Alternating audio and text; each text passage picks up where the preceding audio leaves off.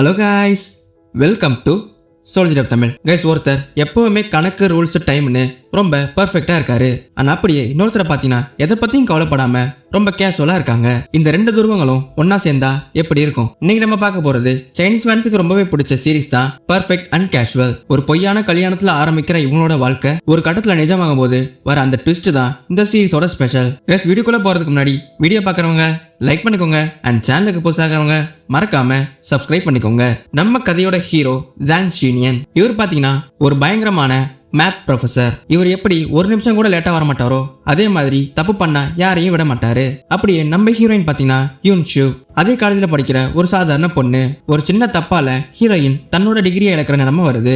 அதே சமயம் அவங்களோட வீடும் ஒரு ஏமாற்றத்தால கைவிட்டு போகுது. இதுல ட்விஸ்ட் என்னன்னா, அவங்க ஏமாந்து போன அந்த வீட்டை நம்ம ஹீரோ தான் வாங்குறாரு. நம்ம ஹீரோட தாத்தாவுக்கு பாத்தீங்கன்னா உடம்பு சரியில்லாம போகுது. அவரோட கடைசி ஆசையும் நம்ம ஹீரோவுக்கு ஒரு கல்யாணம் நடத்தி பாக்குறது தான். சோ இப்ப நம்ம ஹீரோக்கு ஒரு பொண்ணு தேவை, நம்ம ஹீரோயினுக்கு தங்க இடம் தேவை. சோ அதனால இவங்க ரெண்டு பேரும் ஒரு அக்ரிமெண்ட் போட்டுக்கிறாங்க.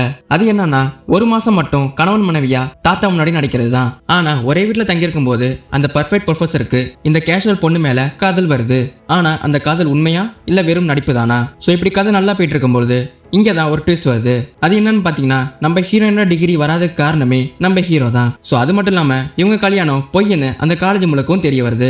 ஸோ இதனால நம்ம ஹீரோவோட கரியரும் நம்ம ஹீரோனோட வாழ்க்கையும் ரொம்பவே ஆபத்தில் இருக்கு. ஸோ இந்த உண்மை அவங்க தாத்தாவுக்கு தெரிஞ்சா என்ன ஆகும்? ஸோ அது மட்டும் இல்லாமல் நம்ம ஹீரோயினை விட்டு நம்ம ஹீரோ பிரிய வேண்டிய சூழலும் வருது.